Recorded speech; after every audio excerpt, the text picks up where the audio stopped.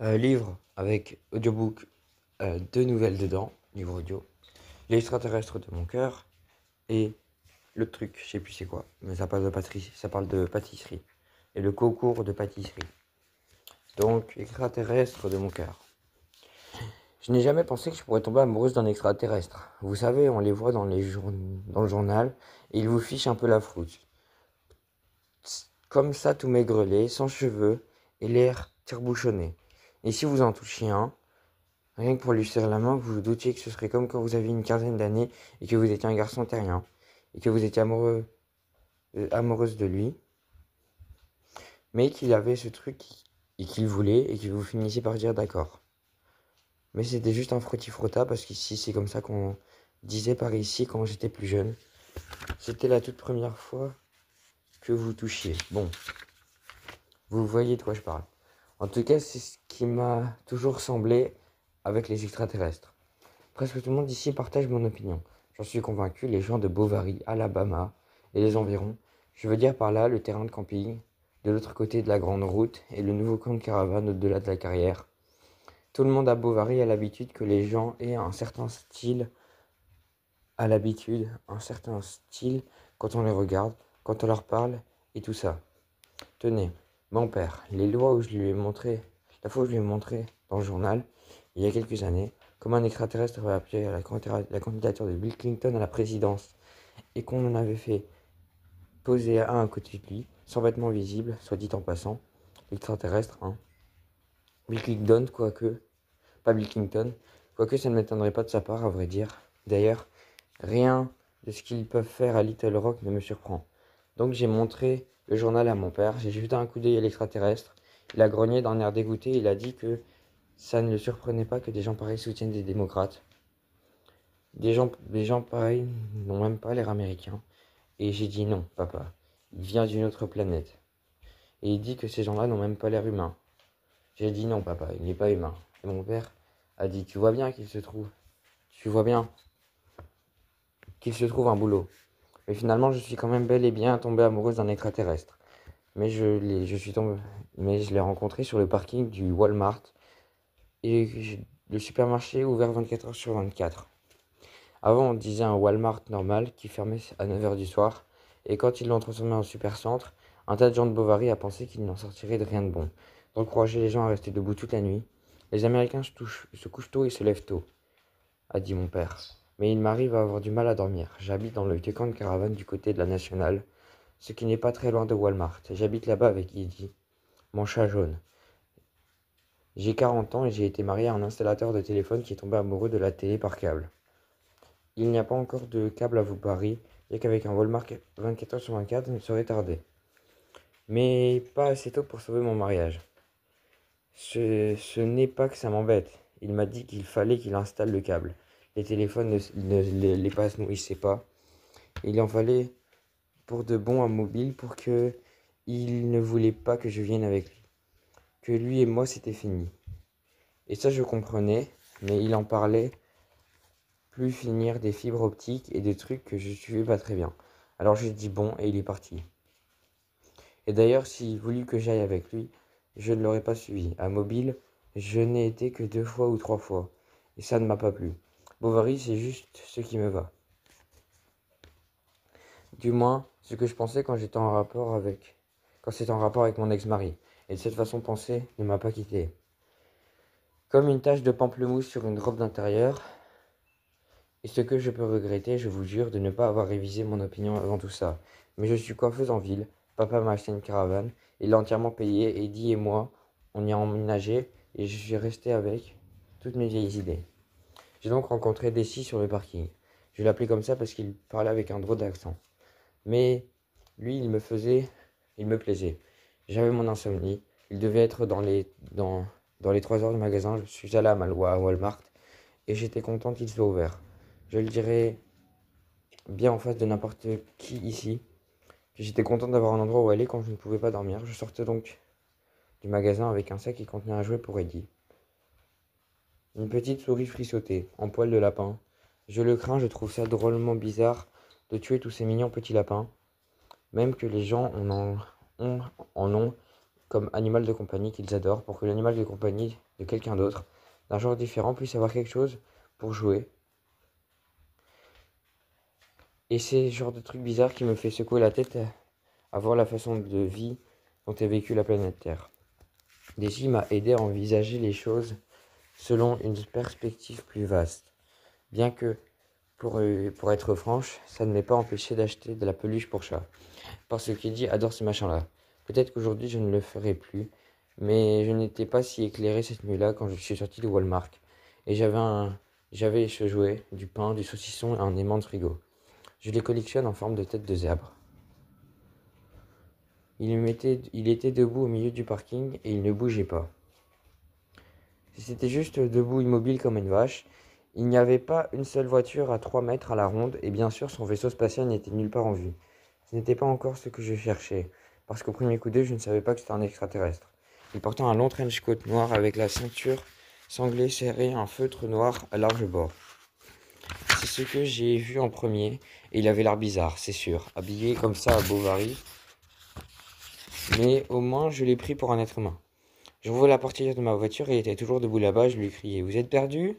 Sa tête pivote vers moi. Je ne vois toujours pas grand-chose de lui à part un chapeau et un manteau. Je demande: Avez-vous oublié où vous êtes garé? Et aussitôt, je me rends compte qu'il ne doit pas y avoir plus de 4 voitures en tout sur le parking à cette heure-ci. Alors, je pose le sac avec mes trucs sur le siège. Je contourne la voiture à l'arrière et je fais quelques pas vers lui. Je suis embêté et je crie plutôt fort parce que je suis encore drôlement loin de lui et parce que j'ai l'impression qu'il pourrait être étranger. Je dis: Je ne voulais pas être teigneuse parce que c'est un truc qui m'arrive souvent et que parfois j'ai exactement le même air que vous, je parie. Porter sur le parking vient de me demander où je suis exactement. Pendant que je raconte ça, j'avance assez lentement dans sa direction. Il ne répond rien et ne bouge pas. Mais déjà, je remarque que sa ceinture est sanglée très serrée, comme s'il faisait, disons, 50 tours de taille. Et à mesure que je m'approchais, on dirait qu'il enfonce son chapeau pour cacher son visage, mais je commence déjà à penser que c'est un extraterrestre. Je m'arrête, je n'ai encore jamais vu d'extraterrestre sauf dans le journal, et je jette encore un coup d'œil autour de moi. Juste au cas où j'aurais raté quelque chose, comme s'il y avait 4 voitures et une soucoupe volante. Mais il n'y a rien d'anormal. Et puis je pense: oh là là, il y a un endroit où je n'ai pas regardé. Alors je lève les yeux très lentement parce que c'est un truc que je n'ai pas envie de voir brusquement, et je finis par regarder le ciel. La nuit est noire, il y a un paquet d'étoiles là-haut. Et j'ai la chair de poule parce que je suis drôlement sûr que ce type debout à quelques mètres de moi vient de quelque part là-bas. Mais au moins il n'y a pas de vaisseau spatial comme le Walmart de vaisseau spatial grand comme le Walmart flottant au-dessus de ma tête avec des lumières qui clignotent et des rayons transporteurs prêts à se braquer sur moi. Il n'y a que des étoiles. Alors je baisse les yeux, presque aussi lentement, pour regarder ce type. Il est toujours là et dans l'ombre du bord de son chapeau, avec la lumière orangée du parking tout autour, j'aperçois les yeux qui me regardent, et chacun est à peu près aussi gros que toute la tête d'Eddie, avec plus ou moins la forme des yeux d'Eddie. Je demande carrément: Êtes-vous un extraterrestre? Il me répond: Oui, madame, et sa politesse me met aussitôt à l'aise. Les Américains sont polis, dit mon père. Pas comme les libéraux et les chauffeurs des taxis new-yorkais de la côte Est. Ils ne sont pas partis en nous abandonnant ici, dites. Vos amis, ou je ne sais qui. Non, madame. Sa voix est du genre haut perché avec un accent, mais c'est plus dans le ton de la voix que dans la façon dont il prononce les mots, comme s'il parlait avec la bouche pleine de maïs, ce truc comme ça. Vous aviez l'air un peu perdu, c'est tout. J'attends. Ah, ils vont bientôt arriver, je suppose. Je sens mes pieds qui commencent à répartir en glissant vers ma voiture. La politesse, ça calme, mais jusqu'à un certain point. Le retour du vaisseau spatial est un truc dont je pense que je peux me passer. Et puis il me dit: J'attends Edna Barchow. Oh, super! Mais oui, mon canard, c'est moi, je suis Edna. Oui, tu m'attends. Je commence à bredouiller et je m'entends comme si je planais dans les airs au-dessus de moi et que je voulais que mes pieds aillent encore plus vite, mais on dirait qu'ils se sont carrément arrêtés. Je me demande si c'est à cause du rayon tracteur ou je ne sais pas quoi.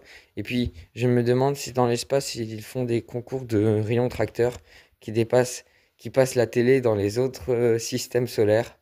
Je me suis dit que ça y est, je frise l'hystérie à penser à ce genre de truc dans une situation pareille, mais je n'y peux pas grand-chose. On dirait qu'il sait que je résiste. Il fait un tout petit pas en avant vers sa main, et sa main monte vers son chapeau, comme s'il s'apprêtait à l'enlever et à le tenir devant lui tout en me parlant. Une autre politesse qui plairait même à mon père. Mais sa main s'arrête, je pense qu'il n'est pas prêt à montrer toute sa tête d'extraterrestre. Il sait ce que ça ferait il sait que ça ne ferait qu'empirer les choses. C'est déjà pas mal. qui s'attache sur son chapeau. Elle a des petits coussinets ronds autour des doigts comme un gecko. Et je ne prends pas le temps de les compter, mais à première vue, on dirait bien qu'il en a trop. Sa main retombe, je ne serai pas. Sa main retombe. Je ne te ferai pas de mal. Edna Bradshaw, je suis un type sympa. Bon, c'est bien ce que j'ai pensé en vous apercevant, évidemment. On peut se convaincre que sans mal que quelqu'un par ici va être sympa. Voilà l'avantage de Bovary, Alabama. C'est là que vous êtes. À propos, mais vous le savez peut-être déjà, ou bien non. Vous le savez? Il ne dit rien pendant un instant. Je continue à jacasser, et c'est vrai que j'ai un peu peur, et que c'est pour ça, mais que c'est vrai aussi que je suis brusquement très triste d'avoir l'air comme ça. J'ai une certaine vision de moi à travers ses bons gros yeux. Je suis triste de faire une mauvaise impression parce que je veux qu'il m'aime. Il est adorable en fait, très poli, un peu gamin, et il m'attendait. Je dis pardon, j'étais en train de traduire. Je dis beaucoup de mots. Edna Bradshaw. Oui, je connais le nom de cet endroit. Je réponds désolé, ça m'arrive de temps en temps de beaucoup parler, comme j'en ai peur, et ce qui est un peu le cas dans ce moment, et appelez-moi Edna. Alors il fait s'il te plaît, je t'appelle déjà Edna, et en conclusion, tu n'as pas de raison d'avoir peur. Et moi, non, je veux dire appelez-moi Edna tout court. Vous n'êtes pas besoin d'ajouter Bradshaw à chaque fois, bien que c'était ce que faisait mon grand-père avec les gens. Il était représentant en stylo et disait aux gens: je m'appelle William D. Bradshaw, appelez-moi William D. Bradshaw. Et il n'en plaisantait pas. Il voulait qu'on donne son nom en entier à chaque fois, mais vous pouvez m'appeler Edna tout court. Alors l'extraterrestre avance d'un pas, et mon cœur se met à battre sauvagement. Et ce n'est pas de peur, je me rends compte, enfin si, un petit peu. Il dit: Edna, tu as encore peur. Et moi, parce que je vous parle de mon grand-père qui n'a rien à faire ici, bon, je suppose que oui. Parfois, quand il vous connaissait depuis un bout de temps, il vous laissait l'appeler W.D. Bradshaw. Maintenant, sa main s'élève encore et il s'accroche son chapeau. Le chapeau s'en va, et voilà des lumières oranges du parking à 3 heures du matin, dans la bonne vieille ville où j'ai grandi. Il n'y a pas un cheveu sur le crâne, mais j'ai toujours aimé les chauves, et j'ai lu qu'ils sont... Ah, l'aide! Qu'ils sont chauves parce qu'ils produisent une masse d'hormones mâles, ce qui fait d'eux des meilleurs amants. Ce ferait donc de cet extraterrestre un sacré Gus. Je me dis, sa tête est du genre pointue. Ses joues sont creuses, ses pommettes sont vraiment claires. Je pense déjà que j'aimerais lui préparer des biscuits ou un truc comme ça.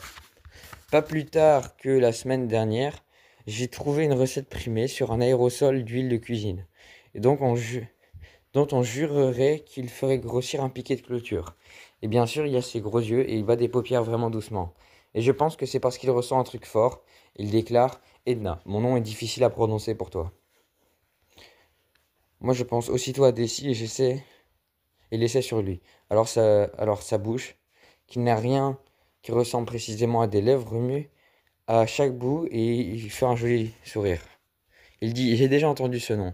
Appelle-moi Desi et je t'attends, Edna. Parce que j'étudie cette planète et que j'entends dire des tas de mots à tes amis et à tes compagnons de la sous-espèce. Je détecte une aura aux couleurs vives autour de moi et je veux te rencontrer. Je réponds: tant mieux. Et je sens une rougeur démarrer sur ma poitrine, où elle démarre toujours, puis remonter, et s'étaler sur ma gorge et mes joues. Il ajoute: j'aimerais passer te voir demain soir si tu m'y autorises. Et moi je piaille. Ça alors, qu'est-ce qu'on peut se faire des fausses idées sur les extraterrestres? Je croyais que vous vous contentiez d'attraper des gens. Et hop, faire des montées de rayons. C'était une idiotie à ne pas dire. Je me rends compte tout de suite. Je crois que Desi a l'air un peu triste d'entendre ça. Les coins de sa bouche s'affaissent. Alors je dis: je suis désolé. Et lui: non, voilà bien comment nous sommes perçus.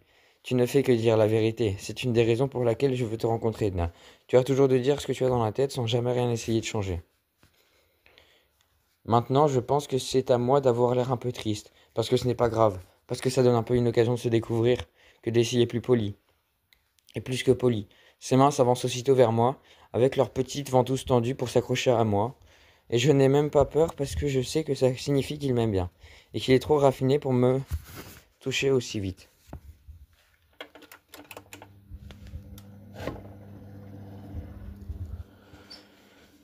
Ses mains restent suspendues entre nous et il déclare: si je Si je le dis, ce n'est pas tant que chercheur, mais en tant que créature masculine d'une espèce parallèle.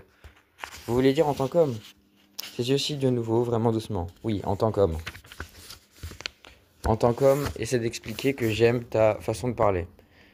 Donc je lui donne l'autorisation de passer me voir, il me remercie, pivote sur lui-même et s'éloigne en glissant.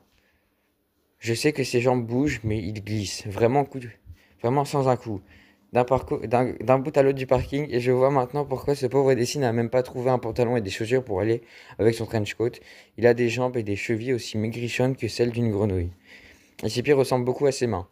Mais tout ça n'est pas évident la première nuit. Il s'est évanoui dans l'obscurité et je retourne chez moi en voiture vers mon compagnon de la sous-espèce. Je lui raconte tout ce qui s'est passé pendant qu'il ronronne sur mes genoux et il me vient deux idées. Primo, si on n'a pas vu un chat, si on n'a jamais vu un chat de sa vie ou si rien de ce qui ressemble, on a croisé un au beau milieu de la nuit sur un parking de Walmart, tout couvert de poils et produisant cette espèce de grognon, et peut-être même sentant la viande de souris. Il y a quoi faire de sérieuses mises au point entre ce qu'on trouve joli et mignon et une bestiole dont on peut dire qu'elle vous appartient.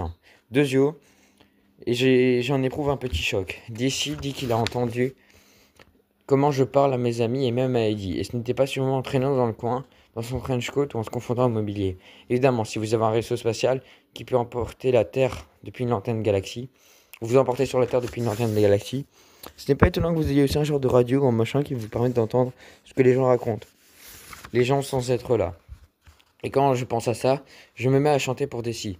Je reste assis sur un long moment. Reste assise où je suis un long moment avec Eddie sur mes genoux, cette petite créature bizarre qui ne ressemble pas du tout, mais que je trouve tellement mimi que j'adore. Et je chante, parce que quand j'étais gamine, j'avais une drôlement belle voix et que je pensais même que je pourrais devenir chanteuse. Bien qu'il n'y ait pas eu beaucoup de demandes pour ça à Bovary, sauf dans la chorale de l'église, c'est surtout là que je chantais. Mais j'aimais aussi chanter d'autres genres de chansons. Alors je me dis bien fort, c'est pour vous, Desi. Et puis je chante pour toutes les chansons qui me viennent en tête. Je chante The Long and the Winding Road et Lucy in the Sky, with Diamond, Everything in Beautiful, in Own Way, un tas d'autres, certaines deux fois, comme The First Times I Ever Saw Your Face. Et puis je me lance dans un pot pourri de Reba McEntire et je commence par Is There Life Out There, et ensuite Love Will Find Its Way You Up to Heaven and Long Distance Lover. mais wesh, je chante de tout mon cœur pour Desi et je dois avouer que ça m'étonne un peu, mais peut-être que ça devrait pas parce que je m'entends déjà par ses oreilles. Sauf qu'à ce moment-là, je n'aurais pas pu affirmer qu'il avait des oreilles. Et je me rends compte que bien des choses que je le dis parce que ça m'empêche de me sentir tellement seul. Le lendemain soir, on frappe chez moi. Je porte ma plus jolie belle robe avec un décolleté arrondi qui dévoue drôlement bien le haut de mes seins. Et en allant ouvrir la porte brusquement, j'ai des doutes. Je ne sais pas si les extraterrestres sont bons ou comme des terriens dans ce domaine. Peut-être qu'ils n'apprécient pas une paire de nichons, surtout si leurs femmes sont aussi maigrelettes que Desi. Mais je suis comme je suis, alors je me sors tout ça de la tête. J'ouvre la porte et le voilà. Il a mis son feutre noir bien enfoncé au cas où mes voisins auraient le nez au carreau. Je suppose qu'il porte un costume rayé gris et qu'il est beaucoup trop grand pour lui. Une chemise blanche et une cravate comme un motif de dizaines de petites bouteilles de tabasco qui flottent. Oh, vous aimez la nourriture épicée? Du coup, il s'arrête et essaye de traduire. Votre cravate? Vous ne savez pas pour votre cravate? Il baisse les yeux, soulève le bout de la cravate et la regarde un petit moment. Il est tellement mignon comme ça, il a l'air tellement innocent que tout mon cœur fait des bonds et que je me torris un peu dans ma robe pour qu'il regarde avec qui il va sortir. Si les femmes de sa planète sont maigrichonnes, alors il se pourrait qu'il soit archi prêt à fréquenter une femme comme moi. C'est ce que je m'imagine pendant que j'attends qu'il finisse de jeter un coup d'œil à sa cravate, bien que je sache que c'est de ma faute si je l'ai lancé là-dessus et que je fasse ça. C'est encore un autre exemple d'un truc ou un autre. Puis Desi lève les yeux vers moi. D'une main, il ôte son chapeau et je vois qu'il n'a rien qui ressemble à des oreilles. En fait, juste une petite sorte de petit crotch à côté où il pourrait y en avoir. Mais ça ne le rend pas tellement bizarre. Ça rime à quoi une oreille, finalement? en avoir ou pas ne vous gagnera pas le paradis. Il me semble, je plonge mon regard dans les grands échanges de Dessy. Il scie lentement, puis son autre main sort de derrière son dos et il a une fleur pour moi, qui a la couleur de je ne sais pas quoi, plus ou moins bleu, plus ou moins rouge, et je ne sais que c'est une sorte de fleur de l'espace.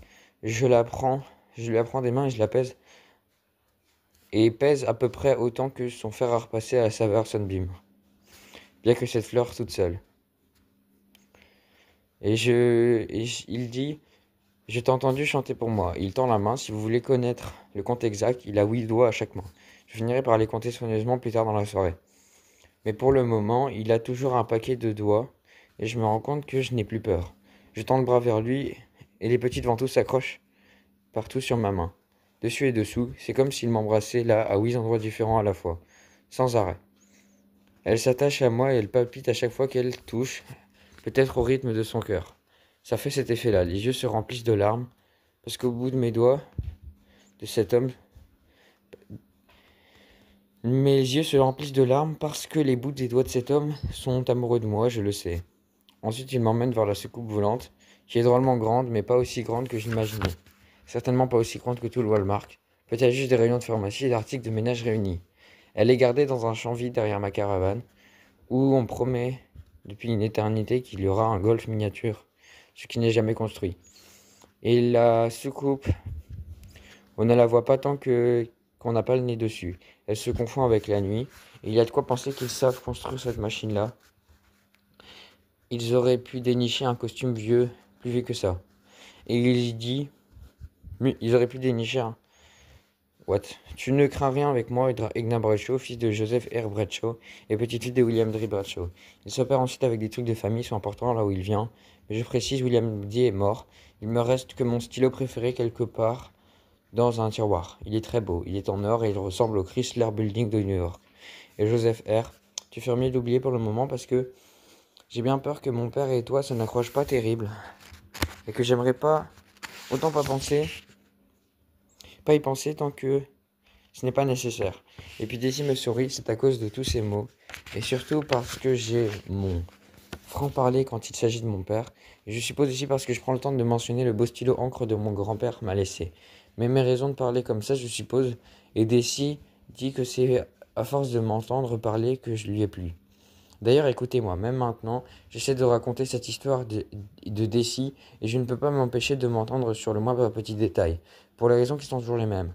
Et c'est vrai que je suis de nouveau toute seule. C'est vrai que j'ai de nouveau peur parce que j'ai été une idiote. Daisy m'a embarqué sur son vaisseau spatial et on a dépassé la Lune. J'ai à peine eu le temps de me retourner pour regarder.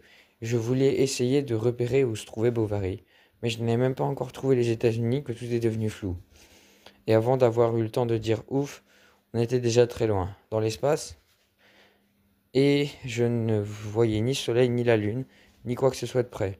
Sauf que les étoiles étaient très brillantes, et que je ne suis pas sûr que l'on bougeait parce qu'il n'y avait rien assez près pour en juger.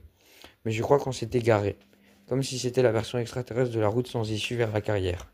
Là où j'ai embrassé mon premier garçon, je me suis retourné vers Daisy, et il s'est tourné vers moi.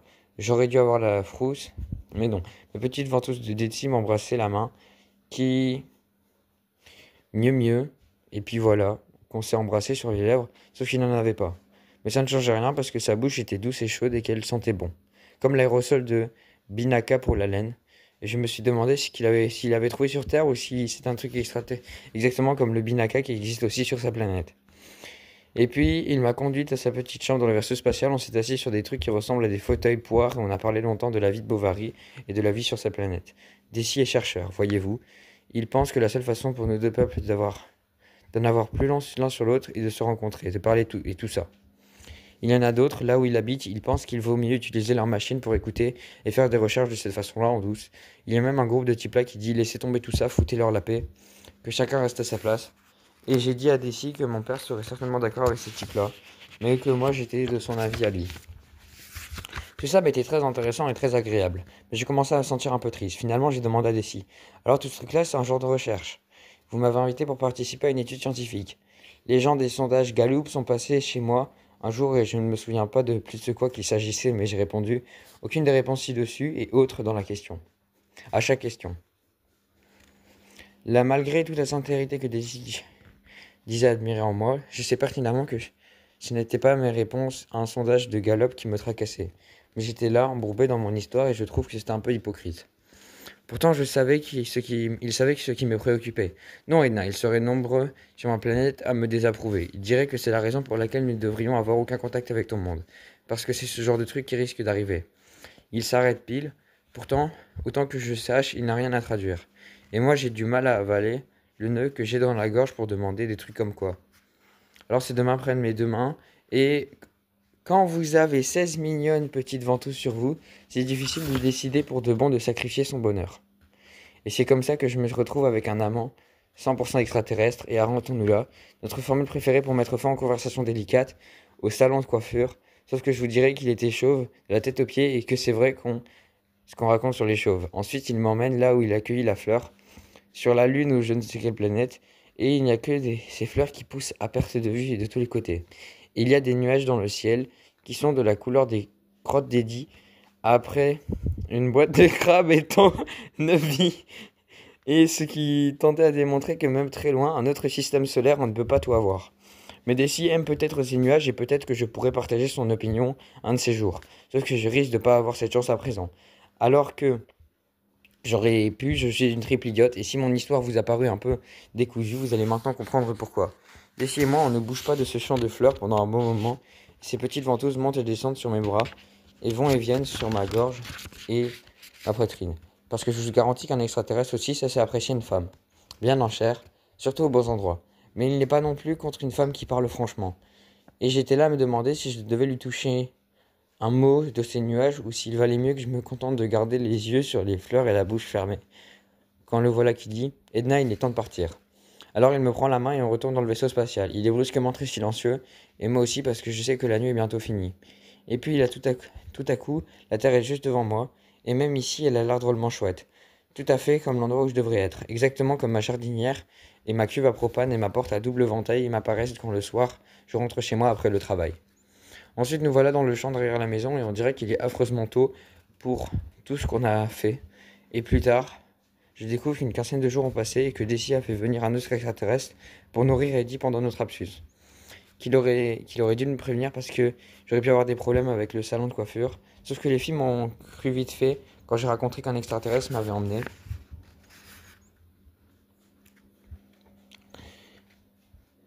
Parce qu'elles étaient à peu près la condition à laquelle elles étaient arrivées quand j'ai disparu comme ça pendant 2 semaines sans laisser de traces. Et elles voulait que je raconte ça au journal parce que je pourrais peut-être en tirer un peu d'argent. Pas que ce soit pas mon genre de recherche, l'argent. Même si mon père me dit que c'est très américain de gagner de l'argent pour tous les moyens, mais je suis pas aussi américaine que ça. Il me semble, surtout si mon père a raison à propos de ce qu'il dit des Américains, mais j'ai l'impression qu'il se trompe. Ce que j'essaie de raconter, c'est que Daisy s'est arrêtée dans ce deuxième champ avec moi, ce champ de la planète Terre, au sol labouré avec du chien dent tout autour et l'odeur de début d'été en Alabama. Ce qui est drôlement agréable. Et le chant des cigales dans les arbres est quelque chose comme un bourdonnement d'horizon, un bruit nocturne que j'écoute de temps en temps et qui me donne la même sensation qu'un train qui siffle au loin,